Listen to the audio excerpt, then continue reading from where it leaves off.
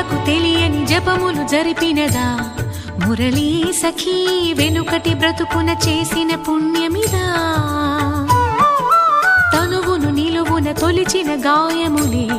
తన జన్మకి తరగని వరముల సిరులని తలచినదా కృష్ణాని